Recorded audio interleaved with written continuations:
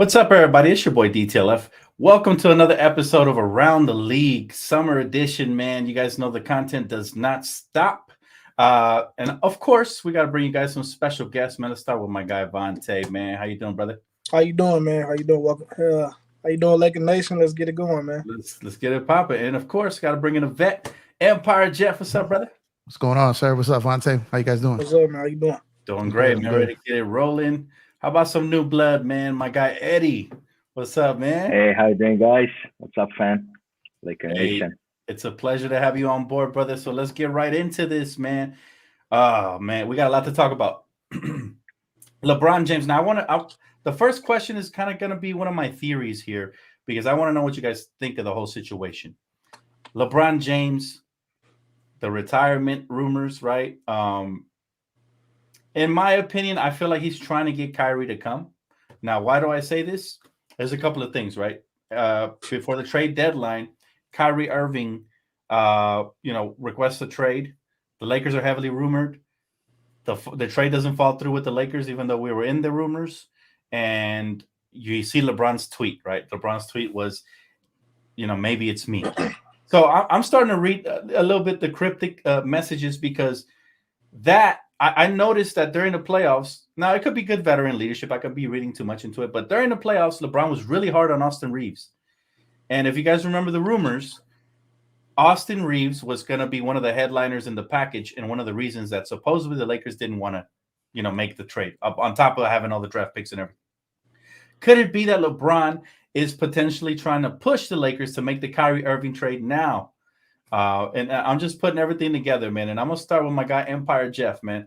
What do you think of my theory? That's my theory. I feel like that is what I feel like LeBron is trying to do, but I might be wrong.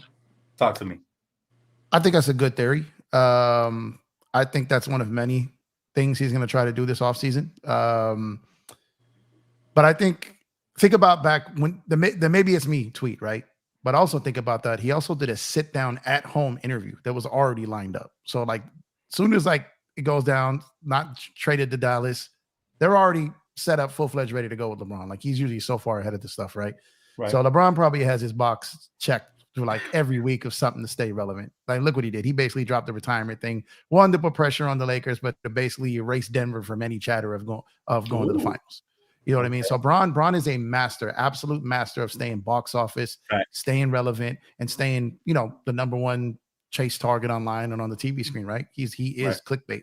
So, but I think there is definitely merit in what you're saying. I think he would love Kyrie there. So I think that's it. I'm pretty sure we'll get in whether we like or dislike that at some point. So I'll stay away from that right now. But as far as, absolutely. I think LeBron is out there just doing what LeBron does. He's got a chessboard out. He just played his first piece. And now it's like, see how they react to it. But I agree with you. Very interesting, man. Listen, the rumors are going to run rampant all summer long, man. We're going to have a lot to talk about. Vontae, bro, what do you think of my theory? Could it have some validity to it? Maybe LeBron's trying to angle Kyrie to get to the Lakers, or do you think that's a reach? What do you believe? Yeah, just piggybacking on what Jeff said, man. LeBron loves to keep the narrative on him. So all the retirement things, I definitely think he wants Kyrie. I think he wanted Kyrie last year. You can see it. He was a little hurt about that. So I definitely can see Kyrie as a possibility. Rob Pelinka looking at it. I know he said he's going to try to keep the core together, but as time go on, I think LeBron keeping pressure on the front office is going to really kind of sway the opinion of trying to get Kyrie or not. Okay.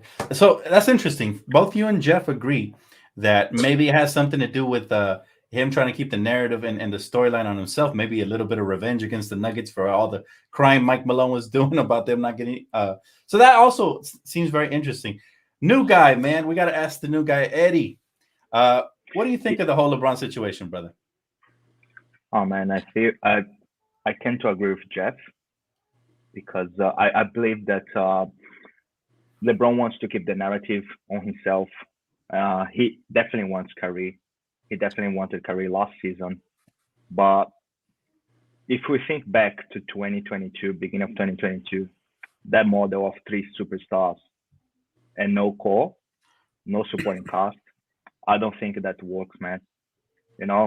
Kyrie, it's a perfect fit alongside LeBron and AD. but we do need good defenders. We do need like backup. We do need bench. If anything we got exposed in this series against Nuggets was the depth. Right. It ended in Schroeder and it ended in Hachimura. That was it. We could not count with Troy Brown, even Lonnie Walker, that had a really great series against Golden State. He couldn't buy many buckets. Right. You know? Yeah. So yeah, I do feel like the 3 superstars model, like, will not work in the long run. It might get you really well in the regular season. And yeah, but he wants Kyrie though. But that's up to Rob Pelinka and see what he can do with it. Okay. All right. Well, look, I'll say this. I agree with you guys. Depth definitely matters, right? Now, the next question was going to be, do you guys like the possibility of Kyrie being here? My guy Jeff has a crystal ball. He knew where I was going with this. And if so, what do you guys think it would take to land somebody like Kyrie Irving without having to gut the whole roster? Because I do believe there's a perfect world where the Lakers can find balance and stability while adding another piece, maybe like a Fred VanVleet that's been rumored out there, maybe like a Kyrie or a Trae Young. Not exactly sure, but is there a path? And again, I got to start with my guy Jeff, man, because he knows a lot about this stuff. Is there a path to land Kyrie without giving up Rui and Austin Reeves and building from there, moving forward? The short answer to that is yes, but the realistic answer to that is no. If Kyrie wanted to take a significant discount, then yes, but I don't foresee that happening. Second, Dallas has to comply in some of this, and I don't really see that happening. So the only other way this really does happen is if you go down this path, you're probably losing Rui. If Dallas doesn't comply and you've got to sign Kyrie and he really doesn't want to take some type of like crazy discount, then you have to literally drop everything. You have to like let Reeves go, let Rui go, pretty much renounce D'Lo. Like you have to give up everything that you traded for just to get to the conference finals this year, right? Yeah. So and then you basically are going to have 3, if this works, you would have 3 like top tier guys and a bunch of minimum players and a draft pick that you probably would trade anyways. So that's the rate you want to go. But so there is a path to it. I don't know if it's a smart path. Me personally, I probably wouldn't do it just for the simple fact. But I got a little something. I was thinking about something today, and every time we go out and we get depth, right? We get these guys, we get these shooters, we get these players. We do this. Everyone we traded for almost became unplayable at the end. D'Lo fell off.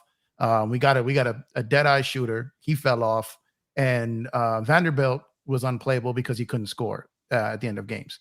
So part of me thinks, I'm convinced now that the Lakers think that the 3-star model is probably not ideal unless you're in the Lakers. Because you get this depth and you get these players and then they can't play. They're not big enough for the moment. The lights are too bright.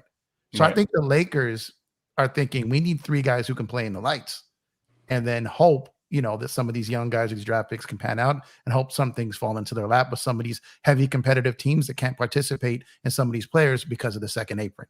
So I think that's what they're hoping for. But other than that, like I said, sorry, it's kind of a long answer. But I like it. Kind of provide context here. Very deep. It could be done. I probably, but if I had to say, will it be done? I'll probably say like 35, 65 that it happens. You know what I mean? I just don't know if they're going to be able to pull that off. And you know what, man? Everybody's going to have our crazy theories, man, myself included, on how the Lakers are thinking. But I think at the end of the day, we need some clarity from LeBron James on what he's planning on doing. Because you know what?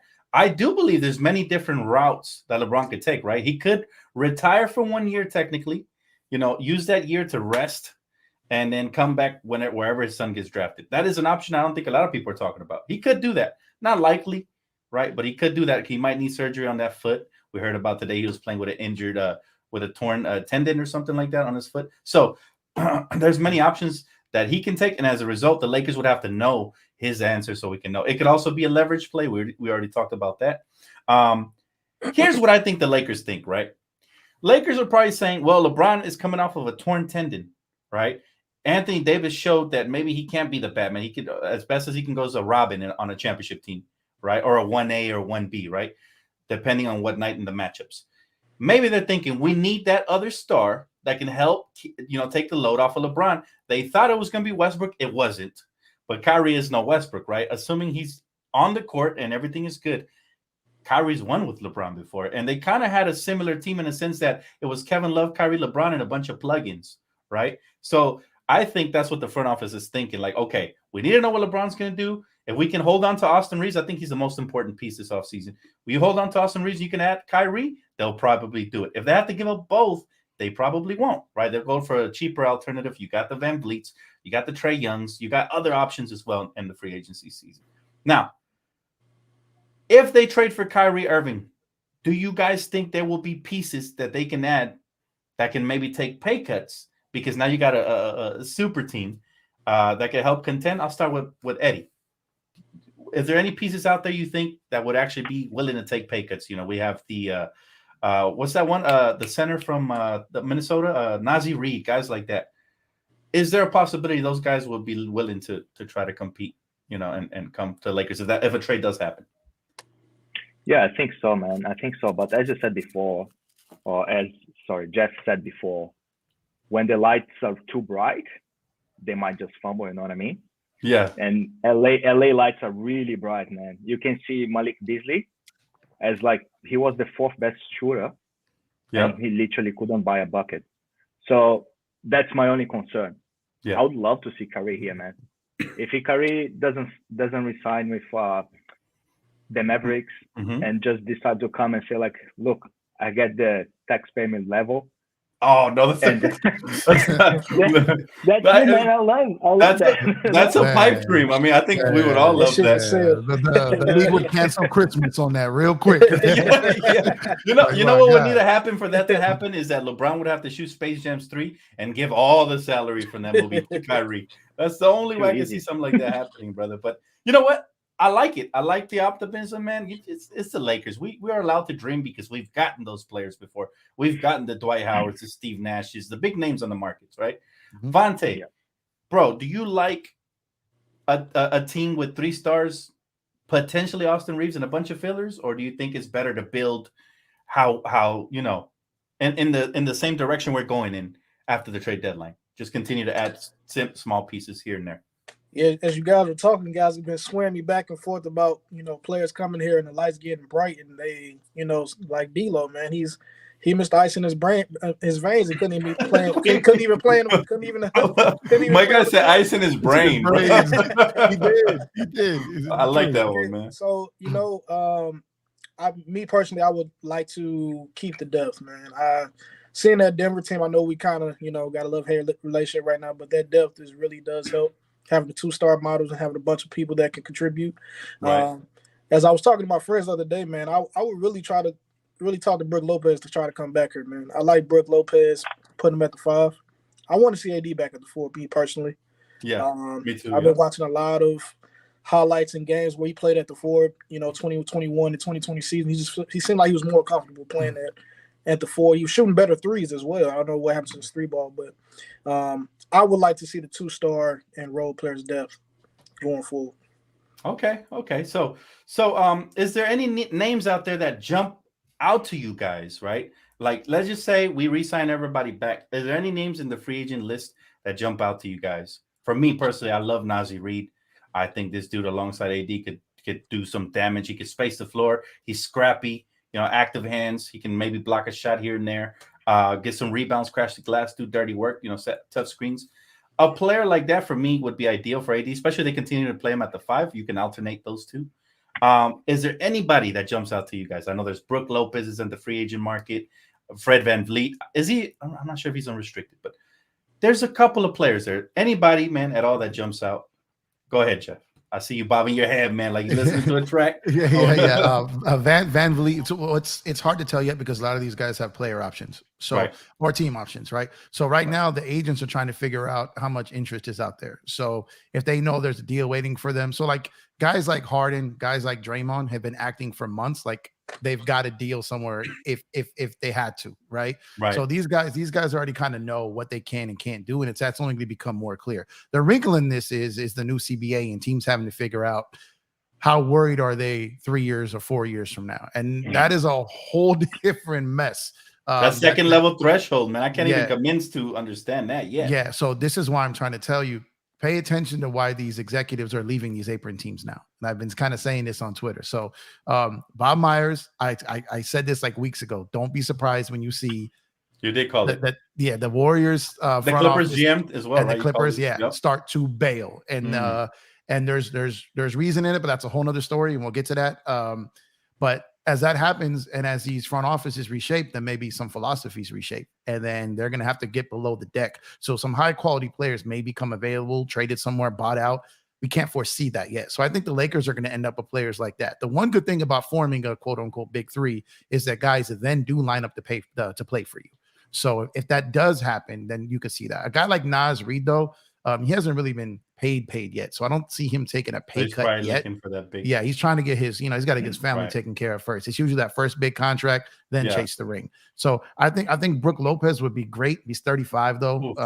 And you got to hope that. So here's the thing with the AD, right? So they don't necessarily need a 5, and AD doesn't necessarily need to play the 4. They just need another legitimate big who can block shots, rebound, and do the dirty work for him. It's not about AD playing the 4 or the 5. It's about having AD having to guard the best big, try to block it, try to get the rebound, and then try to get his ass down there to get in the post to score. That's too much for him.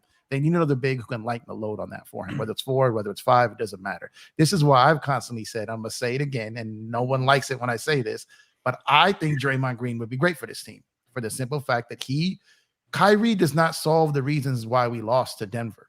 He doesn't. Draymond does. You get what I'm saying? He's scrappy. He can switch multiple positions. Very good off the screens and stuff like that, and a great passer from the post, which is underrated. But what would it take to get Draymond? Is he taking a pay cut, or is it going to be a trade?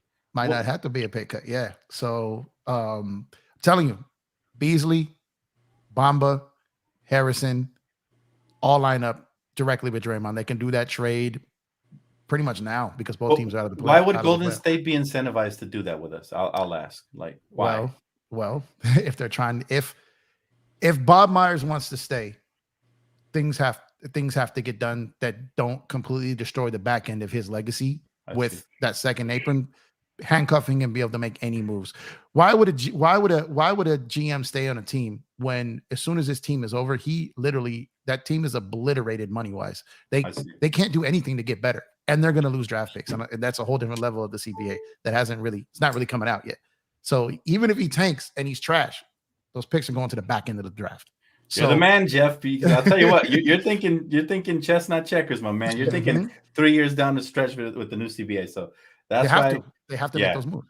You're absolutely right. All right, now switching gears a little bit, man. I'm gonna come to my guy Eddie here first. I think we could all concur and agree that LeBron James' jersey is going to retire everywhere he played. Right? It would be weird that he didn't. He's just that type of a legendary player, including here. He's already helped us to a championship. It's going to retire here. But that's because he's a legacy type player, and it's like one of those, like, you got to add him to your collection of greats, right? What can we say about AD? If his career ended today, God forbid it, his career ended today, is he hanging from the rafters, Eddie? No.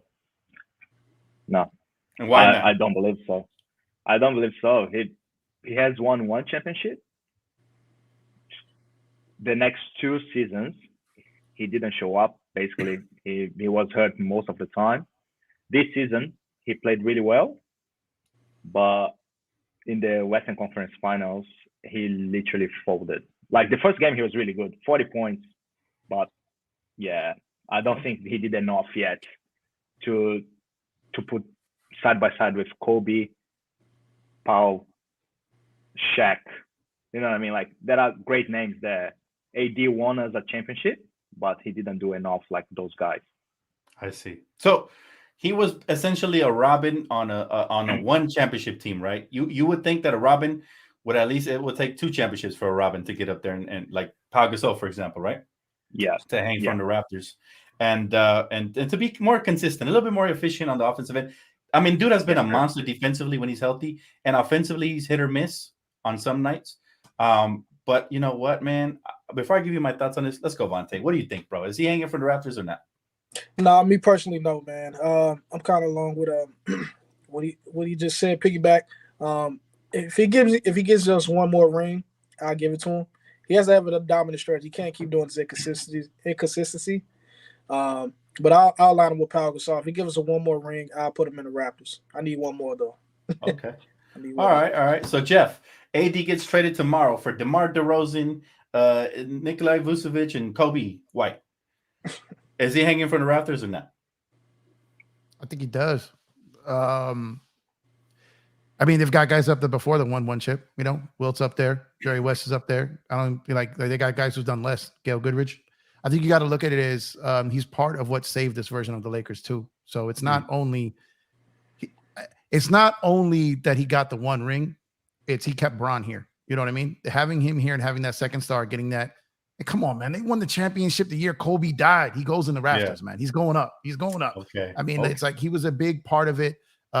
Big part of turning around. And I granted the injuries. I grant all this. But typically, second best player on a chip team. He's going to be here at least 5 years. He's brought credibility back to the Lakers. He's going up. Okay. I like that. So, okay.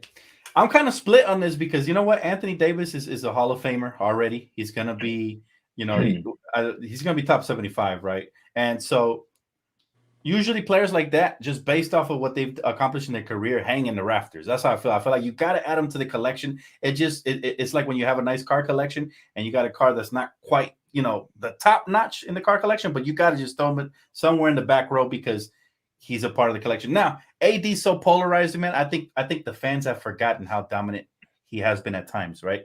Like the first 1/3 of the season, we were chanting MVP for Anthony Davis. You guys remember that? Where he was looking like a top 3 player in this league. Then he gets hurt, and I think that's the biggest problem. I think people do not want to hang him from the rafters because he gets hurt so often. Some people are even scared, and they want to trade him this offseason, because he gets hurt so often. And so I'll say, to me, man, I'm it's hard, man. I never disagree with Jeff. Never, ever, ever, ever. But I don't think he's done enough, man, to hang up there. Now, those players you mentioned before, Wilt and Jerry West, those are legacy Laker players, man. Those are players that even though they only won one ring and some none, right? Those are players that, like Wilt, for example, we're talking about Mr. 100 points. We're talking about one of the most dominant bigs of all time. We're talking about they come with the accolades. They've done things in their career that set trends, and they started, they set the path for future players. Jerry West, the logo, like he had to hang from the rafters. We're talking about the OG Lakers superstar, so when you think of AD's legacy, what is he, right? What is he? We know he's a Robin, a damn good one too. We wanted him to be a Batman. I think that's his biggest counter argument, that he never took the reins from LeBron James. It's like 3 years of waiting for him to take the reins. I remember when we won the championship in 2020, I was like, that's it, man. We're going to win the next 2 to 3 in a row. The best tandem in the league right there. And the injury struck. And then, again, not the inconsistency. So I'm really split on Anthony Davis. But if he retired today, I say a slight no for me. Just because I get it. I can't remember him like in any sense other than that 20 championship. That was a huge one, by the way. But man, I needed to see one more. I need to see one more, No, I got you. Let me mention one thing though, too. Think about it. We just saw probably the most dominant defensive performance in a playoff series that we've seen in our lives. That was Bill Russell-ish, right? So you got to take that in consideration. Forget offense for a second and think of what this man has done on defense. And if Gail Goodrich is up there, like what if AD stays here? Okay, but you did ask me if he was traded today. If AD ends up being a 10-year Laker, one chip, all these accolades, first ballot Hall of Famer. Yeah, that's what I'm saying. I think he's going to be here. So, right. But I probably missed the part what you said about the question. If he gets traded today, this would be what his if this was 4 it, seasons this here. is it, right? 4 seasons here, then I guess it kind of be on the bubble, pun intended. But I think that I also want to do everything I can to further validate that damn bubble chip. You get what I'm saying? Oh, I want to for do sure. everything to further. That's a good point. To take that, and everything we can do to continue to celebrate that, because everyone's going to always try to take that away from us. So I think, like I said, I go back. Gail Goodrich is up there. AD, on all these, the 4-year thing I get, that's kind of like walking the line there, but I would still do it. But I get why everyone, Lakers fans, we have really high expectations and we have really high demands. But just think where we would be the last 4 years without Anthony Davis. Just think about that for a second. And I like your point about validating the bubble championship. Listen, a championship is a championship, right? Nobody looks back at that half of season when the Spurs won the championship, in the early 2000s and thinks, whoa, that counts for half of a championship, No, we look at Tim Duncan. We're like, he's a 5-time champ. We look at those guys, and that's just what they are. So, yeah, to all those people trying to invalidate it, ridiculous. I'm so Now- tired of people talking about that damn bubble, man. We was Yeah, first seed. yeah, We was that- first seed all year. We was Yep. on a hot streak before the season shut down. Man, Yep. we champions, man. I don't want to hear about the bubble, man. And everybody was fucking entertained because they were stuck at home and we needed something. right. You know what I'm saying? And for me, that was one of the most impressive championships, man. That was battle tested. Remember, And people were playing high Even level playing basketball. field too. Yeah. So And the 4 finalists is just hit back now. Yep. Yep. Like Mhm. Miami, Boston, Lakers, and Nuggets. So Absolutely, man. Now, what do you guys think was the biggest reason the Lakers got swept versus the Nuggets? I hate to bring it up. But what would be the biggest reason? Let's start with my man Vontae, man. What's the biggest reason, brother? In your opinion? wow, where do I start? Mhm. I think adjustments, man. I don't think our adjustments was there. Our role players definitely didn't show up. So I would say coaching adjustments and role players. I feel like every time, because we were in the game every game, even the first game when we were down by 20-some points, we came back. So I just feel like lack adjustments and lack of role players stepping up at the right time. Really only Rui and Austin Reeves were the two main guys that pretty stayed even to kill. I wish D'Lo would have gave us a little bit more. I wish Darvin Ham would have at least try to play Tristan Thompson or something. So I would say role players and lack of adjustments. Okay. All right, that's fair. That's very educated answer right there, man. Yeah, the adjustments were at times very questionable to say the least, right? Eddie, what is your main Yeah. reason you think we got bounced? oh man, I agree with everything that Vonta said. Like the coach adjustments. Like, why would you start 3 guards against a big team like the Nuggets, man? Honestly. And then when you put Hachimura in the game, like we get really close. Like we almost win that game, right? Right. Next game, he doesn't start the guy. I'm like, why, man? Everybody can see it. Why can't you? Then in a do or die game, he gives more time to Tristan Thompson. He puts Hashimura. Like, doesn't make sense. And you we know? didn't even play what's his name? Bamba. No, Bamba, but the small forward defender, I can't believe it. I already forgot. Wenyan? Yeah, Wenyan? Vanderbilt. Oh, We didn't even play Vanderbilt the last game, which was, I'm like, come on, man. Like this guy was a huge pillar on how we got here this far in the Western Conference playoffs. So, but I do believe, coach is a rook. I believe he's going to get better, man. At least I want him to. I want to believe he's going to get better. And I think he's going to make the right adjustments. Jeff, what do you think was the biggest reason, man? Real quick, what you said, I definitely agree. Ham is going to get better. He's gotten better each round. He went up against. That's one of the reasons partially we lost.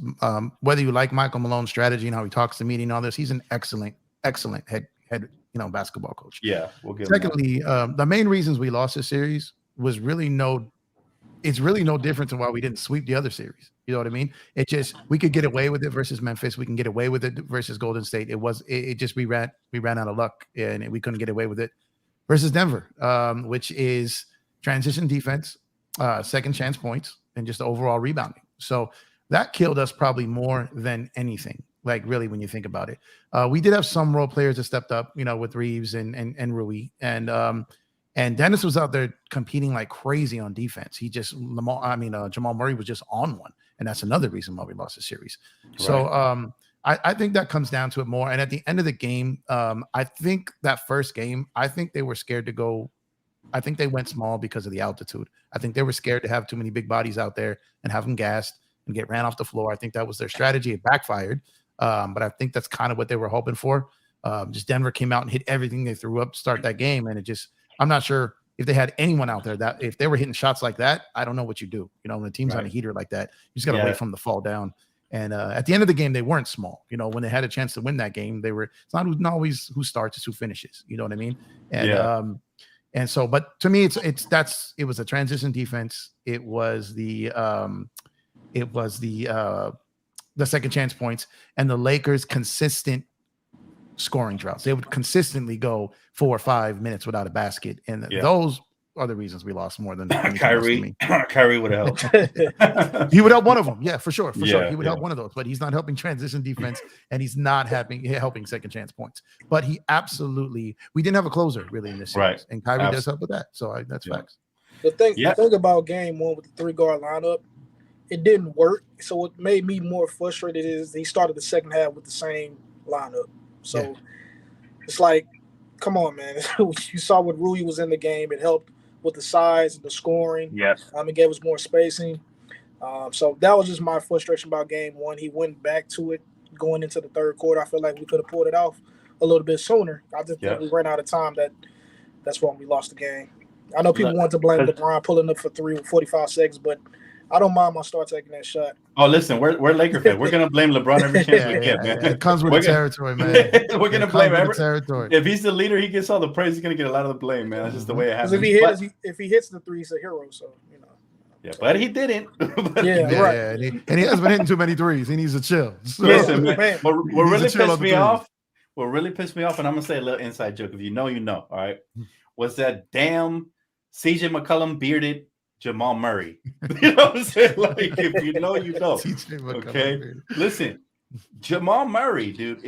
He's just a cold-blooded motherfucker. Remember, Jeff? I told you a couple of episodes ago. I told the whole panel, you were here, that the team I feared the most in the Western Conference because of their depth and because of Jamal Murray and how he could heat up. And this was, last time we faced him, he wasn't healthy. Now he was, and he was such a big difference maker in this series. To me, he was even a bigger difference maker than Jokic. And I know Jokic does more things and everything, but the pressure that Jamal Murray was putting on us coming off of those screens just with the quick release, crazy, and man. So, pressure he was taking off of Joker. Oh, yep. You know what I mean? Joker even took a couple of games off and they still won. Yep. You know what I mean? So that was tough shots after tough shots, man. Like Jokic, with the time running out, fadeaway threes was killing me, man. He had like three of them this series, bro. Man, I'm like, goodness gracious, bro. I'm crazy shots. It remind me of that 2011. My guy's still shocked, man. It remind me of that 2011 Dallas Mavericks team, man. They just hitting everything. So I gotta ask my guy Eddie, man. I gotta ask my guy Eddie because he's currently in Australia, man. At what time do you watch the games? Are they on tape delay over there for you, or do you like stay up early to watch the games? Like, how was it for you? If it is in crypto, if it is in LA, it's usually around midday or 2 o'clock p.m. Oh, that's not bad. So it's good time. But if it's Eastern, it's like 5 a.m., man. And then you gotta wake up. Man. You gotta wake up and watch it. That is tough. So it's like the World Cup for you, essentially, huh? Where you gotta wake up early in the morning. I feel you, man. But at the same time, there gotta be some excitement. You wake up to some excitement, right? At the same time. If you win, it's the best day ever, man. You're right. If we lose, oh my goodness! Starts the day off. You're gonna need like 10 times the amount of coffee, man. Caffeine. Like, don't talk to me. Don't talk to me. Yeah, I don't know if I could do that, man. I'd be like, imagine either way driving on the freeway after that. You're either way too amped up or road rage is gonna be on the next level. So it's like that's crazy. All right, gotta ask you guys final Laker question before we move on to the rest of the league, man. Again, 30+ minutes talking Lakers, man. We the best. What do you expect? What would be one of the main things you guys think the Lakers should address this summer? And I'll start with my rookie, man, Eddie. What you thinking, brother? What's one thing you want to see addressed here? It's a center. Bring a center. We need it. Move AD back to the 4 and bring a center. We had a lot of success with Dwight and JaVale being the number 5 and AD being the number 4. As good as AD is as a number 5, as skilled as he is, he cannot be banging against Jokic and Embiid the whole game and then close in the 5 as well. So put a guy just to get those big guys tired and let AD cook in the end, as a closure. Absolutely, man. Absolutely. You know what? I agree with you, man. To me, I would love to put him back at a natural 5 position. And I'm sorry, at the 4 position, which I think is his natural position. I mean, that's where we had success. That's how we won the championship. There's somebody, I don't know if you guys follow college basketball, but Derek Lively II from Duke. I would love to draft this kid, man. 7'1", can block shots. He reminds me a lot of what the center from the New York Knicks brings. What's his name? Mitchell Robinson. Mitchell Robinson. He could be maybe that for us, And I think something like that. I think this draft, watch out for the draft. There's some real pieces. I'm going to drop a video on that. There's some really good pieces that I think can impact on the Lakers right away. But yeah, I agree with you, bro. Having a center would be so huge. And I think we really saw what a glaring issue it was. At times we had to play Rui on Jokic because we didn't really have a center that coach trusted as a backup. I thought it was such a great revelation that we had Tristan Thompson out there, and he brought some tremendous energy, and he made somewhat of a difference when he was out there. So Gotta love that energy, man. yeah, so I agree, man. A center can make a world of a difference that way, just in case we face. Jet Howard is another one I like. Yes, sir. That's another one right there. So stay tuned for that video, man. What do you think, Jeff? Who do you think is it would be a great addition, whether it's free agency, draft, or trade, that you would like to see on this Laker team? Honestly, my biggest addition I want probably isn't even player related. It's the coach's bench related. I think they need to get him a really seasoned assistant coach. Oh, I like that. I also, teams don't typically do this, and coaches don't typically do this, but I would love to see Darvin coach summer league. Yes, and work on some adjustment with these kids, especially if we keep the pick and Christie and start working with these young kids. Again, coaches don't typically do this, but being that he's still like only 1 year in as coach, I would like to see that, and I would like to see like a strong, preferably offensive style veteran assistant coach. And then a big, legit, kind of like a legit old school style big, not a stretch big, an old school style big, dirty work big, rebound, shot block, rim runner, enforcer. Those guys, if you get a big that's not out there draining threes, then it's going to be cheaper because not a lot of guys are looking for that big. Absolutely. We don't need the big that the most of the league is looking for. We need a big that can play alongside AD, So yes, that's what I would be looking at. And probably depending on what happens with Dennis, but someone off the bench, because more than likely Reeves, if he's about to get that bag, he's probably going to start. Someone off we need an instant offense guy. Now, part of me, something like a Clarkson. Part of me feels like maybe D'Lo's best role could be that, maybe down the road. He can play either guard position. He can get hot. The ball will be in his hands if like Baron or one of those guys are on the bench. We need an instant offense guy. If we can get something like that, that big and something on the coaching staff, I'd be pretty happy. Okay. Hey, that's a fair assessment. I've thought of coach hiring an assistant coaches with more experience as well, man, that can help them in those big pressure situations and give them some good. Remember the year we won in 2020, we had two ex-head coaches. One that's currently now a head coach in Jason Kidd, and the other one, what was his name again? Lionel Hollins, who used to be ex-Memphis Grizzlies head coach. We basically had a 3 head coach team right there, and it worked, man. It was like the the Avengers of head coaches assembled, man, and it worked because we had offensive, we had defensive in Frank Vogel, and we had in between. So and we had player development with Phil Handy. So we had that was amazing, perfect balance. And I hope we never lose Phil Handy. What he has done with these players, check it out. He helped develop Rui in half a year way better than Washington did in 3 years. You know what I'm saying? Like the power of Phil Handy is amazing. So I hope if whatever they got to pay him, whatever role upgrade he needs to feel special on this team, they better hold on to Phil, man, because he's the real deal. He's been that since he was with LeBron in Cleveland. He's been that everywhere he goes. So, all right, man, we got to switch gears. I'm sorry. We got to switch gears. We're about to head into 40 minutes talking Lakers. That never happens. Never. But only sometimes. Potential Heat versus Nuggets series, man, in the finals. Even though right now Boston is looking good right now, but I still got Heat coming out of that eventually. Who do you guys got? And let's go with my man Vontae first. Who you got, bro? Heat. I got Denver in 5. Damn. Okay. I just think Jokic is going to be a handful. He does so much: rebound, assist, score. I don't really think they have an answer for Jokic, and the role players have been playing phenomenal. Out of body experience. Michael Porter Jr., KCP, Bruce Brown, Aaron Gordon even is doing the dirty work down there, helping out, and Jamal Murray's been playing out of his mind. So I know the Heat have been beating a lot of great teams, Milwaukee, New York, and they're beating Boston, but I just think Denver's playing at a whole nother level right now. Okay. So I got Denver. Yeah. Fair enough. That's a good take. My guy, man, Eddie. Who you got, bro? I also get Nuggets, but in 6. Okay. Because as Vontae said, I don't think Miami has an answer to Jokic. AD couldn't stop him. So I don't think Adebayo will. And yeah, I do think Nuggets in 6. I think this and everything else this year, it's Nuggets. Like it's pointed at the Nuggets, you know. Those type of shots they were hitting at us and everything, like it just feels like it is their year. Okay, that's fair. That's fair. All right, Jeff, we gonna get a trilogy here, or are you gonna swim against the current? What you doing, bro? I'm going Denver. I think we're gonna see, 3/4 of what we saw in 2020, with Heat beating Celtics, and the West winning the finals. But it's gonna be Denver, and I think it'll be in 6 games.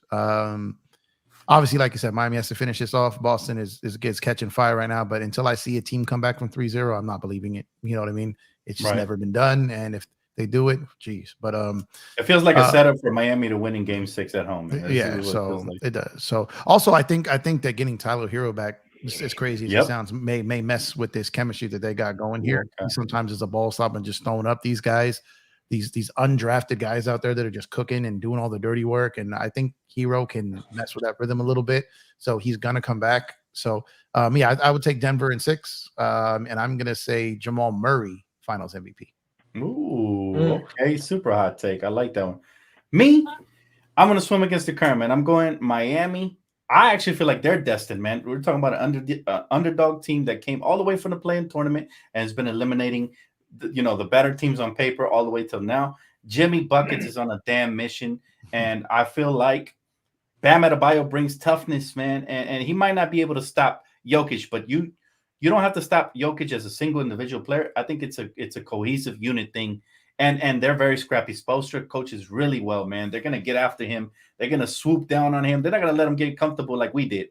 He got real comfortable with us. He was shooting one-legged runner flamenco shots, looking all extra pretty and shit. Man, get that shit out of here, bro. He was shooting fadeaway teardrops and shit. I couldn't believe this shit, man. Off the wrong foot. Off the wrong foot, man. Just throwing it over his head, man. Like the TikTok videos. Listen, I believe that Miami makes it really uncomfortable for everybody. And that, to me, is championship DNA, because I think they're the best defensive team left. Now, if they get Tyler Hero, Jeff is right. It might mess with the chemistry, because Gabe Vincent has been phenomenal. Duncan Robinson has emerged. Like, these guys have been gelling really well. However, he also brings an edge, man, and he's a dog, man. So I can't wait to see Tyler Hero. Hopefully he's back fully healthy, and I'm rooting for the Heat. So I'm going to say Heat in 7. But, man, I want to see that series. I hope Boston doesn't come back. I want to see Miami versus Denver, and that's the series. Could you imagine if Boston pulls off a 3-0 comeback? We will never hear the end of that. Like, never. Never. Like, I'm not going to feel comfortable till Boston is out. I don't want them anywhere near 18 before we do, man. And as a longtime Laker fan, that's all I'm concerned about at this point. If Denver takes it, so be it, but at least it ain't Boston, right? Now, as of today, who do you guys think is the modern day best player in the NBA right now, currently, as we stand in the playoffs? And do you guys think the NBA Finals factors into that decision as well? Let's start with my guy, Jeff, man. Who's the best player in the league right now, in your opinion? You're saying as it stands right now in the playoffs, or just overall? Playoffs factor for you or not? Who's your best player? There's a lot of good ones. Yeah, I mean, what Joker is doing, and I like the way Joker impacts a game. Even he can score 10 and still dominate. The Joker has slowly grown him. I've always liked him, but I didn't really have him in like top 5 for a while, let alone top player. Having said that, I think Giannis is still kind of that dude to me. I think if he's healthy and has somewhat of a decent team and a halfway competent head coach, I think he could absolutely be in contention every single year. So I'm gonna go Freak for right now, but there's a couple of people knocking on that door right behind him. So he better stay healthy, because they're coming for him. Yeah, I agree with you. For me, it's Giannis, man. Even though I thought he got injured the first round, that impacted the series, but yeah, man. Giannis for me still, like, the finals impacts my decision a little bit more. Like like Joker now, I now see him as what he is, the best big man in the game. But before the series he had with AD, I still thought it was between Joel and AD, just because they were two-way players. But I mean, Joker stepped up big time. He even played some phenomenal defense as well, for what he is. So yeah, man, I gotta give it. I'll give it to Giannis still, but Joker's right there. Vontae, who's who's your current GOAT in the NBA right now, or not GOAT? I won't say GOAT. Who's your current favorite player, or the one you think is the best right now? Yeah, I got to piggyback with you guys, man. Giannis is just, even though he's we haven't seen him in a long time, recency bias, but Giannis is still that dude, man. The fire he plays with, just keeps attacking. So I still got Giannis. The Joker, the Joker definitely earned my respect this playoffs, though. I was kind of sleeping on him, but watching him play, man, he's good. But I still got Giannis as number one in the league. I feel you on that sleeping on him comment, bro. I'm still on that NyQuil on this motherfucker, bro. He's very talented and I respect him. Boy, am I not entertained when I watch him play. My guy Eddie, man, who you got, brother? Who's your guy? Yeah, it's Giannis, man. He can attack, he can score, and he can defend really well as well. So he's basically complete. He just doesn't have the jump shot, but he doesn't need it. He just goes over everyone. Nobody can stop that guy. If he puts his head down, that's it. Yeah. Joker as well, like he's showing why he was 2 times MVP. But yeah, at this stage, it's still Giannis, man. Giannis Antetokounmpo. That's crazy, man. I wonder who's going to be the next one to rise up and take that crown, man. Eventually, Giannis's game will start declining because he relies a lot on his athleticism. And who do you guys think is going to be that next guy in line? Who's like starting to sneak up? And please don't nobody say Jason Tatum because I'm gonna be really upset right now. But who's starting to creep up? You guys think through the creases that could maybe in the next 5 years take over this league? Any names in particular? I'll start with Jeff. Man, that's tough because they're all kind of boxed into like kind of all the top tier ones are kind of similar age. That is tough. It might be someone we haven't thought of yet. I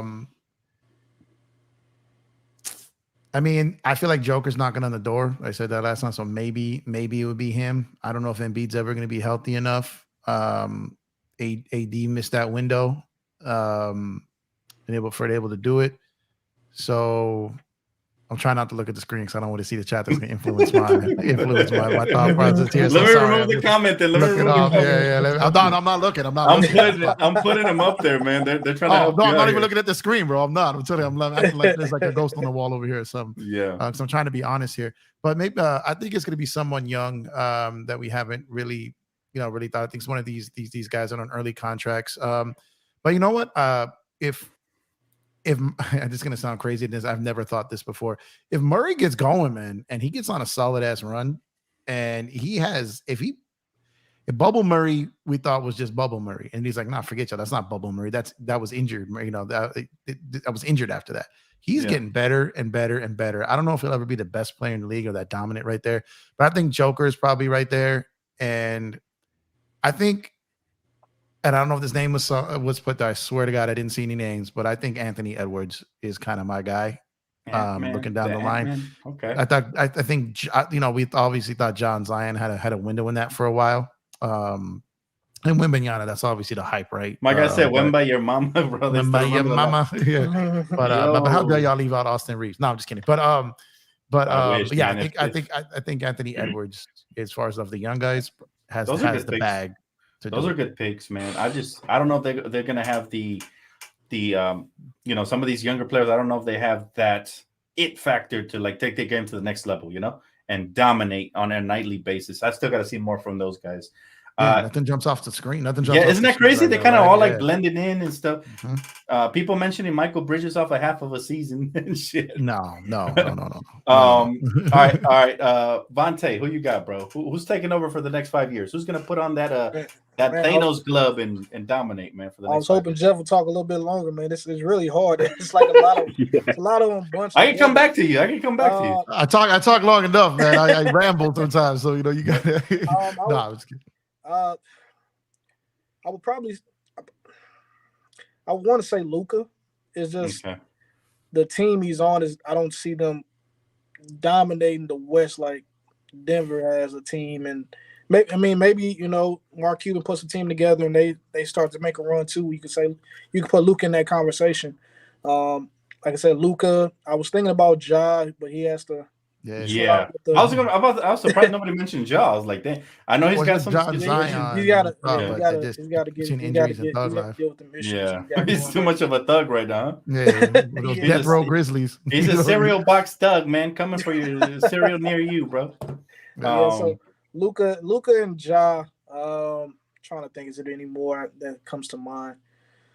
Maybe just Luca and Ja for me. Okay, that's fair. Those are great names, by the way.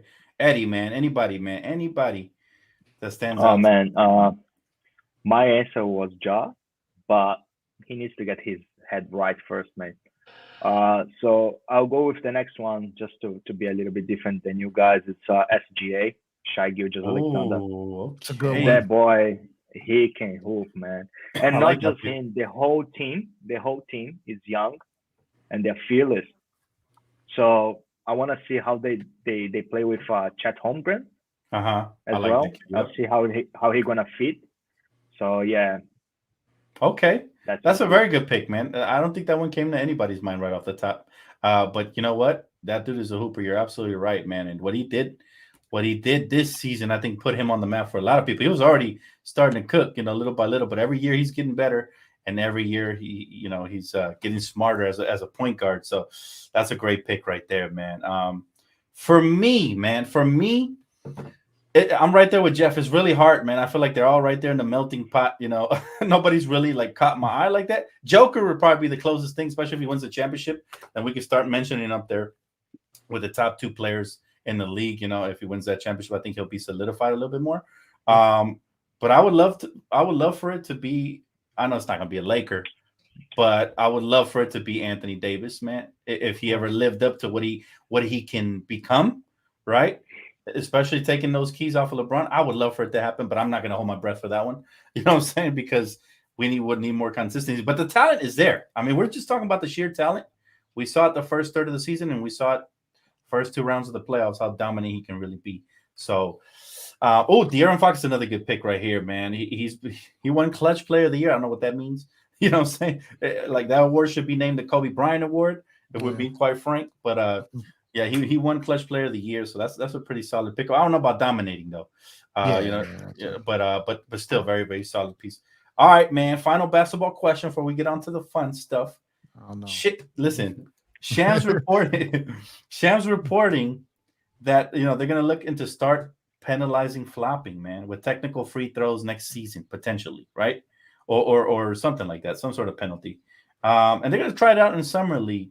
Any thoughts on this new rule change? You guys think it'll stick, or will it be like last time, just wishy-washy and they'll do away with it eventually? Let's start with Jeff. That one's tough. Charge block is probably the hardest call in the league, along with goaltending. I think what's going to happen is a lot of the guys who have the reputation, even if they're not flopping, are going to get hit with it for not, and maybe they deserve that, right? But they tried to do this before with fining for flopping. They did it aggressively, then disappeared. You know what I mean? I think they're just bringing it up because it's a topic. I think they'll try it, but I think they're going to find over time that it's. I don't see it working. I could be wrong. You know what I mean? Maybe they find a rhythm with it that it does work, but I just think it's too hard to tell all the time. Some are just obvious. I think they should just slap the hell out of the ones who are the blatant ones. Just make an example out of them. Yeah. But and then that video clip goes viral, and then that'll stop the flopping right there. Yeah. You just do that. Slap and the then shit out of them. at a big number, and these star players who have their brands and want to protect, they start getting fined for that sissy stuff. They're going to switch up. Another thing, we got to be careful what we wish for, because we already may happen to our own team. You know what I mean? So, so at the end of the day, like I think that's cool to put it out there to kind of police it. I just don't know how far it can go. Okay, all right, that's fair enough. Vontae. Yeah, same boat, man. I don't think it's going to really do too much. They might do it like the first 10, 15 games, and after that, they'll probably forget about it. I think it'll slow the game down. They're trying to check the replay to see if he's flopping more than the other player or the other play. So I don't really see that rule being much of a factor towards the end of the year. I will say this one thing. I wish they would have implemented, if we win a challenge, you get to keep your challenge. But that's a great one. They tried to implement that, but there was too much on the table back and forth for those to be non-starters. But to add to Vontae's point, man, if a ref has to go and check the replays for a flop, then you shouldn't have that job, man. We should hire some younger refs who have 20/20 vision and can see motherfuckers' hair flopping all over the place, and that's that should be the call. I actually think let's let my guy Eddie give his opinion on it, man. What do you think, bro? I think it's a good initiative, but I don't think it's going to stick around for long. You see, I know like Trae Young, James Harden, Luka, all these players all the time talking smack to the refs because they don't get the call or anything. So yeah, I feel like they're more trying to avoid that than anything else. But yeah, it's bad. You know what, guys? It's starting to look like soccer out here, man. We got guys rolling over 100 times. It's really bad right now. Neymar, man, Neymar. Neymar. Oh man, but I love Neymar though. But I'll say this. As far as that goes, I think it's a good idea because more than anything, imagine it's a single possession game and somebody flops down the stretch. They stop the game, give the free throw to the opponent. It ends up costing you the game. That might be the ultimate lesson learned right there. But then again, you have AD walking under players when they shoot threes, and he never learned. So you just never know, right? Like, will these guys learn their lesson or not? Ultimately, it's going to be up to that, right? But I like that they're trying to do something to make the game a little less soft. But I'm really concerned, ladies and gentlemen, because the commissioner literally came out in an interview recently. I don't know if you guys seen this with Kevin Garnett and said that the NBA caters to these softies like Steph Curry, right? Like, because it wouldn't be fun to see them get manhandled by real men out there on the court. So I'm really concerned with that and how the future is going to be looking. Basically he said that the NBA caters to offense, right? More than anything. So that's just, I guess that's the sexier side of basketball for the youth. So It is what it is, man. Same thing they did with football, man. Can't hit nobody. Oh my goodness, man! I remember that hit on Reggie Bush in the backfield, man. When that's one of my favorite hits of all time, and I love Reggie Bush. But when I seen that, man, that's a flag now, man. Yeah, that sucks, man. And then you can't even tackle the quarterback sometimes. That's why they get out of the pocket and they're over here looking like Michael Vick. You got these 300-pound quarterbacks out here shaking and baking because you can't. It's ridiculous, man. All right, guys. That wraps it up for the basketball portion, man. Can't let y'all go yet, though, man. Here we go. A couple questions, just a couple of little silly questions, man. Oh, the first one is really simple, man. What's your favorite current TV show you're watching right now? And let's start with my guy, man. Straight out of Australia, man. Talk to me, Eddie. What's your favorite show you're watching right now, bro? Oh man, my favorite one is called Power. Have you watched it? I think it's on Stars over there. Yeah, love it, man. That's a good one right there. Okay. My guy's coming off with a banger right now. So that's what you're currently watching right now, right? Yeah, man. Yeah. Okay. Well, you watching Power or watching Ghost right now? I think he's still on Power, right? Well, no, I finished Power. I'm watching Power book number 2. So Ghost. Yeah. Okay. Yeah. That's yeah. So it's the same universe, but I just want to make sure which one you're actually watching. Yeah, Ghost is good, man. Yeah. Ghost is good. Awesome, man. Yeah. Hey. Okay. Well, we're starting off with a banger, man. Vontae, what you watching, bro? I've been watching Ghost as well, but I'll try to give another answer. I've been watching this show called From. It's on Prime. It's a pretty good show. Wait, what was it called? Can you repeat? It's called From. From? Yeah. What is it on? Do you know? Amazon Prime. Oh, okay. Yeah, it's a pretty good show, man. It's a little thriller, like a horror show. Yeah. It's pretty good. It's pretty cool, good, man. It's pretty Might have to check that out. I like horror shows. That's pretty good. Yeah, it's pretty good. All right, Jeff, man, what you watching on the 1s and 2s, brother? I just finished because it just ended, but my go-to show was Snowfall. I love Snowfall. I'm sad to see it go. But since then, I was able to catch up on Ghost, and that's probably it right now. At BMF and all that stuff. So, but that's fire.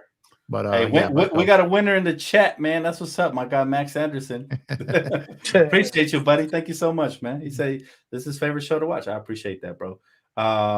And yeah, you too, brother. Listen, my favorite show right now is a show called Succession. It's I don't know if you guys seen it or not, but basically it's HBO Max, right? Yeah. I heard about it, but I haven't seen it yet. Yeah, it's on my list, but it's a corporate. You seen it or not? No, then I heard about it. Yeah, it's pretty good, man. It's basically a corporate power struggle between family, and it gets real personal, man. So it's fucking good. I like it. But yeah, there's a lot of great shows, man. It's just don't really have the time. I haven't even seen the new Mandalorian, the new season yet. But yeah, that's the hard part right now. Just finding time to do it. yeah, I definitely want to get into it. We got a comment coming in. Love, she said, let's trade Malik Beasley and Mo Bamba for Miles Turner. Possible. Ooh-wee. Okay, with a banger. Miles Turner is somebody that really intrigues me. What you guys think of Miles Turner, man? Him alongside AD would be very scary in this league. That would be beautiful. Yeah, that would be beautiful, man. Beautiful basketball. He's a perfect big next playing to him, and now he has the perfect contract because you don't risk losing him for nothing. So the Lakers didn't want to trade for him because he was a pending free agent, and they really don't make that move. Now he's signed long term. They may be looking like, okay, we only did that to make him more tradable. So now you get those places. The contracts work because they can trade and they can be out from under that money real quick. And then if they throw in those firsts, then now you're talking. I think it's more possible that trade happens now than it was last season. I'm not saying it's gonna happen, but I think it makes more sense for the Lakers now to do that deal than it did last season.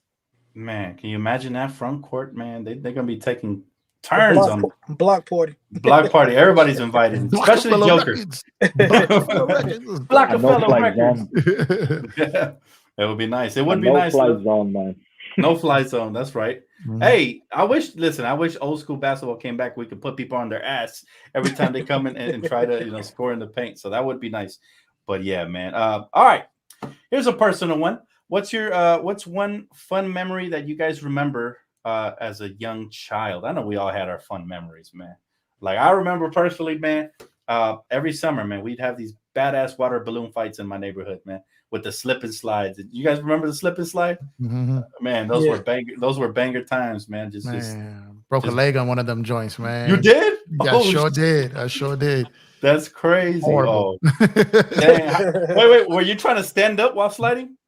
Nah, it's stupid. I told you all the stuff I do is stupid. It's not even. There's no gangster stuff you can take from it. It's all that's just stupid. Like there was another kid playing chicken. He went head first. I went leg first. You know what I mean? His head beat my leg. It's really what it was. That's crazy. Man. Yeah, he must have had a big ass head, bro. Oh, he did. It was bigger than mine, and that's rare. Yeah. Man, that's tough. That boy was up there. Domer Simpson up there, man, just knocked me sideways, bro. It was like, man. What about you, Duds? You got any fond memories of a child, man? Anything anything you want to share? You were a kid, a young lad. For me, now for me, it was always like playing soccer with my cousins and stuff during the weekend. So that and a lot of broken parts of the body as well because we would go hard, man, in each other. Yeah, tackling each other and everything. Yeah. Soccer's a really physical sport, bro. It is, man. Really fit. Yeah, there's a lot of flopping. But it is no, but it's a man sport. I mean, they get up and down, man. They really. I played soccer growing up as a kid too, man. We always used to go on the weekends. I used to play with adults, and I remember slide tackling people, and they used to get mad at me because they were afraid they were going to hurt me because I was a child. But I used to slide tackle people, man. I was really daring as a kid, man, playing soccer. So that's I was the youngest one in my cousins. Yeah, I was the youngest one. So yeah, man. You always want to prove yourself, huh? Yeah. You are the tough guy. You're the tougher one. Yeah. I know the feeling, brother. I know the feeling. Hey, soccer's always fun as a child, man. It truly was. Vontae, you got anything you want to share with us, brother? Man, I got so many, man. My neighborhood was full of kids, man. My street, we had so many kids. We used to play all kind of stuff. But I would say we used to have this skating ring called Fun Spot. And every Friday it'd be a lockdown and dance. So it'd be first half skating and the second part dance. So I remember me and my friends just begging my mama to, give me a $20 bill and go up there and skate with my friends and have fun, man. Just a good time, man. And check out the girls and all that, huh? Yeah, for sure. I see you, Vontae. I see you. Okay. Yes, okay. Yeah, man. Hey, it all sounds like a blast, brother. I don't think Jeff shared with us though. He told me he broke his leg, but I don't remember. Oh yeah, no. My stuff's mostly stupid. Yeah, but no, I don't see what I feel like something that's good. Mine was always just like as we got older, we get away from it, family time. So it's like when you look back on it now, that was really the time. Like we didn't have, wasn't really playing with cell phones, wasn't playing all that stuff. It was just good quality playing ball with your cousins, hanging out. And that was probably the best thing. Every time I could be around family, it's funny because even at a young age, I knew to value it. You know what I mean? I knew that it was important. As you almost like each year as you get older, you start to lose a little bit more of that. So then you start to hold on to it tighter. So I think my like the good memories was just always spending time with family. Didn't have to have $1 in my pocket. Didn't have nothing to entertain that we can entertain ourselves, and that was always it for me. Yeah, facts. That's still my favorite thing to do, man. Even as an adult, just for sure. whenever my brother, my nephew comes over, man, we have the best of times, man. We actually go out to the parks and we ball up like actual hoopers, and they be getting mad at us because we win. You know what I'm saying? Y'all got that chemistry. Y'all got the chemistry. We was out there, my little nephew, bro. Some little midget adults were ripping it out of his hands, and I got real physical with him. You know? Like he's only 11, man. Chill out, you know. But yeah, I love basketball, man, and just kicking it with the fam. There's nothing like it, brother. Nothing. But all right, let me ask you this. It kind of relates to the first question. What is the first memory you can remember growing up? Like the first, like me, for example, I used to remember when I was 1 year old. I was a street kid, man. I was always out on the street. At 1 year old, we used to live in this trailer park, and I used to remember as a 1 year old kid walking over to my cousin's trailer and then going over to the candy house at 1 year old and getting free ice cream because they thought I was a cute kid. You know, I remember that. Like, what is your first memory as a child? If you guys can like just retrace that back, because some people actually don't remember that, like they don't go that far back, and then some people remember they were suckling, you know. Yeah, breast, I remember, man. I remember pretty. Oh, go ahead. No, go ahead. I remember pretty early on in life. Like that's one thing I was blessed with. Is a really good memory for good and for bad, right? So I can remember. I don't necessarily remember my first memory. That's kind of hard to do, but I can remember diapers. I can remember you remember diapers. I remember diapers. I remember. Damn. I remember doing what I had to do in those diapers to get sent home from school. You know what I mean? Like I remember, like, nah, they were talking. Jeff remembers when he was shitting on people, huh? Yeah, forget it, man. Drop bombs on these dudes. Nah, but nah. That's right. But no, I remember being passed around as a kid, and like I like really, really young, you know. But I don't know if I remember like obviously prior to 1 year old. I don't think I remember that, but I remember like I think I remember like the one like the two range right there, because I remember I was a pain in the ass. So the stories they tell me, I like remember them, and I was just like, okay. So but I think the first time is just getting passed around the room, and I was like a little shit talker early on in life, and just I knew I didn't like it. They did like off top, and I would just yak on whoever I didn't like. So yeah, I can kind of pretty much remember that stuff. Damn, that's crazy, bro. What about you, Vontae? Oh man, I was the opposite, man. I was a chill kid, man. So you know, I remember just I fell in love with my favorite Disney movie to this day, Lion King, man. Oh yeah. Put Lion King on, man. Give me that shit was on rerun every day for me too, dog. Yeah, man. That shit was on rerun. I remember just watching Lion King over and over. They say I used to say B-bomb, just saying rewind. Just started over. B-bomb. That's what's up, bro. I remember just watching Lion King, man, be with my grandma, just chilling, man. So that's nice, what I remember. Nice memories. What about you, Eddie? Yeah, I was a chill kid as well, like Vontae, man. And yeah, I remember being with my grandma as well. She raised me, and nice. Yeah, watching just like little cartoons here and there, Pokemon and stuff like that. Goodness. You know what I mean? I remember Pokemon, bro. Yeah, the little theme song, bro. When it started, everybody sang that shit. You were so passionate. I remember that, man. Yeah. Watching Dragon Ball as well, you know what I mean? Like waking up a little bit earlier just to watch it. Wait, let me ask you a question. Did you used to watch Dragon Ball in Spanish? Because I did. No, mine was in Portuguese, bro. Oh, it was in Portuguese? Okay. Yeah, in Portuguese. Well, for us in LA, they had a Spanish channel, and they would always air Dragon Ball Z in Spanish. And it was so hilarious in Spanish. It was actually more hilarious in Spanish than in English. And I remember watching it, bro. Sometimes we would miss school to watch it because it was early in the morning. And it was so good, man. That's a banger. Yeah. That's universal, huh? Dragon Ball Z? Yes, sir. Oh my goodness, man. I remember going to Mexico. My cousins knew all the episodes and stuff before I did, man. Yeah, bro. Oh, to this day, if it's especially on TV, I just stop and watch. Not gonna lie. It's one of my favorite animes, man. Dragon Ball Z, man. Yep. Yeah. Oh man, you can't go wrong with that. If you like Dragon Ball Z, I definitely recommend. Now it's nothing like it, but like the storyline is mature and exciting, just like that Demon Slayer, man. If you haven't checked it out, yeah, catching up on it now. It's Here awesome, we go, man. Hey, my God! Oh, I got a wallet, a Demon Slayer wallet. My girl got me, man. So yeah, I'm right there with you, bro. But yeah, dude, great memories as children, man. I was just thinking about it. I was like, how far back do I remember? And I was like, let me ask these dudes how far back they remember. I'm mad I took it for granted. Yeah, it goes by so fast. Yeah, a lot of people do. Yes, you don't know any better sometimes, you know. Yeah, I remember my parents would always say, don't don't try to grow up too fast. I'm like, man, bump that, man. I want my own house and stuff. And now it's like, oh man, take me back to the exam days and stuff. Yeah. Man, listen, I remember going to the candy house, man, on food stamps because we were broke. And we had these back then they had these paper food stamps. You had to rip them out, right? And I remember taking them to one of my best friend's mom's house, who now passed away, God rest his soul. But I remember taking this food stamp packet, and that's when they accept stamps, and they did, man. So I was just ripping out the stamps and paying the lady with it. Come back home, I felt rich, bro, because we never used to get snacks, Come back home with all these snacks, bro. It was the best, man. Just childhood memories are the best, man. There's nothing like it. And you know what? They say stay young at heart. I grew up like physically and mentally, but I still try to I still play with my nephew. I still very childish. For sure. Very, very childish. Me and my young cousins are very competitive, man. Yeah. Yeah. I'm too very healthy for you, man. Oh man, we play. They play basketball and football, so they think they can beat me and stuff. I'm like, I still got it, man. That's right. Hey. That's the funniest part, man. I got like 30 nieces and nephews, bro. So I'm forever in that stuff. So just messing with it and having fun. And we stay child through them, right? We relive our childhood through them, man. When my nephew used to get these toys and I used to play with them, I felt like a kid again. I love that shit, man. I gotta make sure their shit talk game is right. You know what I mean? I gotta push that button to make sure. I don't you get your ass beat. That happens. You better never lose an argument. All right, you better never lose a debate because then we're gonna have problems. My cousin just graduated this past weekend from high school, so all the family got together, man. It was just a big competition, basketball, then the video games. I made sure I won all. I don't want them to have any bragging rights. That's right. Hey, you got to show them who's boss sometimes, man. You got to. My guy said my brother and I used to beat the heck out of my stepdad after playing and watching Mortal Kombat. Finish him.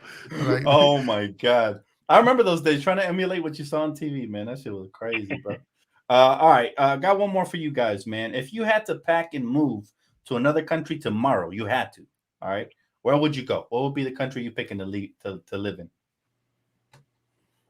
For me, it'd be Mexico because my mom lives there, and it's like I already got a place over there, so that's where I'm going, and it's just so close to where I live. So, yeah, that's where I'm picking personally. But any country you guys had to live in, man. Let's start with my guy right here, man, Mr. Australia himself, man. Well, you say you're Brazilian, right? Nationality is Brazilian, and you live in Australia. No, I live in Australia for the past 7 years. Nice. If Australia kicked me out, I'll probably either would go back to Brazil, I think. Yeah, that's nice. Yeah, I never been, man. I always wanted to go to Brazil, bro. Come down, man. Yeah, come down. We're pretty similar. You see. Okay. All right. What about Jeff, man? Where you going, bro? Might have to go Italy. Oh, all that pizza and pasta. I knew you was a mobster, man. Bro. I knew you was a mobster. Yeah, between that or it would be that or like embrace my Irish side and go to to Ireland. But more than likely, I'd probably get in more trouble in Ireland. So probably Italy. Damn the food. I mean, my God. I hear it's beautiful out there, man. Amazing. I hear it's beautiful out there, and I hear it's actually affordable to move out there. I've seen videos where like startup houses and stuff like that. So that's pretty cool, man. What about you, Vante? Where are we going, bro? Man, Jeff kind of took mine, man. I want to live in Italy as well. Okay. Either Italy or Greece. Now, you got to be a pizza guy, man. You got to be a pizza. I am. Yeah. I mean, you're going to live like a king out there, man. Everything, fresh ingredients on everything, man. Yeah. Oh, man. Oh, man. I'd probably be like 400 pounds if I lived out there, though. I'm not gonna lie. Authentic everything. Oh. Authentic everything. Fresh man. Let's see. Okay. I actually got one more. Would you rather be a famous musician or a famous actor, and why? Final question right there. Last one. Oh, man. Okay, I'm gonna go without. Jeff wants it. You got it, bro. Yeah. Famous musician off top. Yes. No doubt about it. You're creating your own work. You're doing your own work. Like an actor. Actors are great. They're very skilled. Don't get me wrong. But good musicians sometimes can become good actors too. So you might be able to get both. But I'd rather do the musician because the pure creativity and the full control and just the space that you get into when you're creating music. And not all movies live forever. They don't translate over time. That's but true. Music lives longer in my mind. So musician for me. Yes, sir. Awesome. That's an awesome answer. I agree with you, man. Musicians live, especially if you make a legendary track or two, Mm-hmm. and it's going to be played by people's grandchildren for generations to come. Yep. Something classic and iconic. Absolutely, man. Just like Bob Marley. All right, Yep. my guy Vontae, bro. What you trying to be, man? You trying to be the next That's easy, Denzel? man. Or? That's easy for me, man. It's happened that I do music now, so favorite musician is easy, man. That's music is my purpose, man. I write when I'm bored, listen to instruments. What genre? What genre do you do, bro? I do R&B, so yeah. So I'm R&B. So yeah, favorite musician. That's easy. Yeah, my guy's a singer or what? Yeah, I'm a singer. Yeah. Oh, okay. You got anything out there? Yeah, I do actually. It's called Favors, man. It's on Apple Music, Spotify, everything. Favors? Yep. FAVOURS. Okay. And just type in what you see right there, Vontae, man. It'll pop up. Okay. I'll check it out tonight. Little plug-in. Okay, I'm a musician as well myself, man. You just type in DTLF and it pops up everywhere. I got about 4 or 5 tracks out right now, but this summer it's gonna be some bangers coming out, bro. And hip hop and R&B is also my favorite genres, man. But yeah, I feel you on that. Music is just the key to happiness, man. For me, man, it can make you happy, sad, excited, pump you up, anything, man. The best. Eddie, man, what you trying to be, brother? Easy answer, man, is musician. I have no talent whatsoever, but hey, I love it. Yeah, I can't go out for a walk or anything without my headphones or whatever. Right. That's right. I gotta be listening to that tune, feeling. Yeah, man. Yeah. Music is, I think it's a universal love language, man. Music. Yes, sir. Music and food. Music and food. And food. Music and food. Music and food. Yes, sir. Absolutely, man. And that's gonna wrap it up for another episode, guys. Thank you guys so much for tapping in. All right, thank you. Before I let you guys go, man, I'm gonna let you guys go ahead and plug yourselves in. Let's start with the rookie, Eddie, man. Anything you want to shout out? Any social medias? Go ahead. It's your chance now. Oh man, just happy to be here. Thank you again. Happy to meet you all, guys. Nice meeting you, bro. I have a small fan page for the Lakers as well. It's called Lakers World. Yeah, feel free to follow. I try to put some content over there. Lakers World, right? Yes, sir. Yes, okay. Sir. And what I'm more active on Instagram. In the Instagram. It's NBA Lakers World. There you guys have it, man. Follow my guy at NBA Lakers World on Instagram.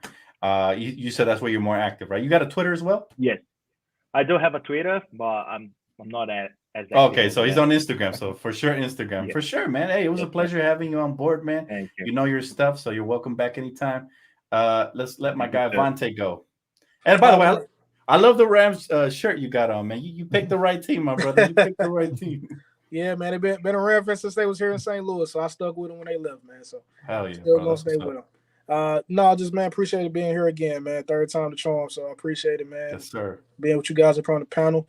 Again, since we talked about it, man, check out Favors, Apple Music, FAVOURS, Vontae, and then my last name Sales, SAYLES. You can see that.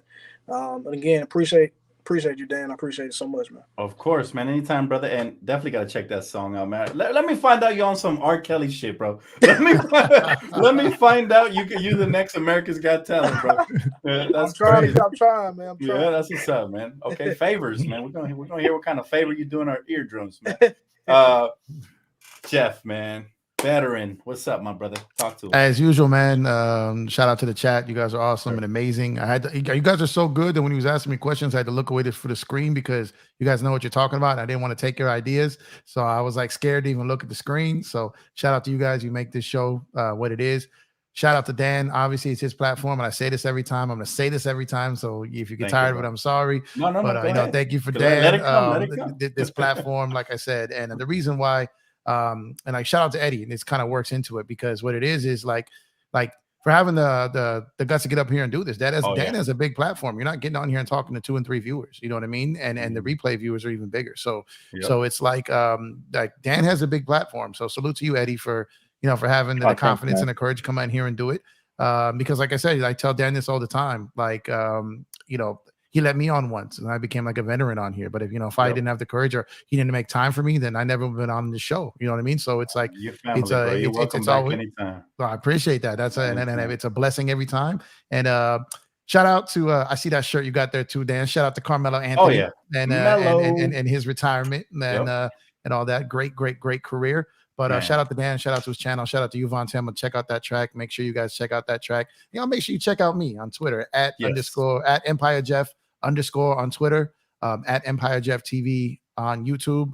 I'm telling you, I'm gonna really break down the CBA this summer. I'm gonna have you guys out there winning arguments, knowing the math, smart everybody with this stuff. Trust me, I got listen. I'm gonna be tapping in as well, man, because I need to educate myself on that new CBA. Numbers guru, man. Yeah, no, man, it's a lot. I still I'm still, finalizing a few things. I want to get this right. I don't want you guys to have it out there doing false information, which a lot of these people do on Twitter. So trying to, line you guys up there. But thank you guys, and again, appreciate this will never get old. Put me in, coach, whenever I'm needed. You know what I mean? Of course, man. Hey, I appreciate all of you guys, man, and the chat as well. Like Jeff said, you guys are supremely educated. Major shout out to the rookie, man. He came through today from the land down under, man. I wanted to say that. Oh yeah, man. I love it, man. And I will see you guys on the next one. All right, take it easy, man. We'll be here all summer long. Take it easy. Keep it locked around the league. See you guys next week. Peace.